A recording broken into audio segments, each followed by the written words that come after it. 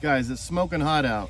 If you like to use carabiners, you like wasting time in this heat, keep messing with this stuff, no, get rid of it. We're gonna move 18 tools off the big rack to the other big rack in less than 30 seconds. Check this out. Hammer, 2 hoists,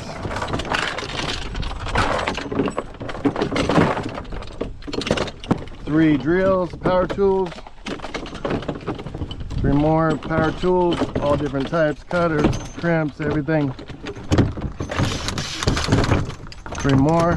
Total overkill. Just showing how quick and easy it is. Grips, big ass grips.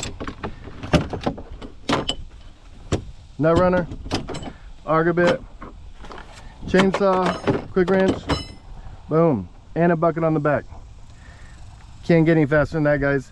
You guys like messing with carabiners? You guys hopefully are hourly.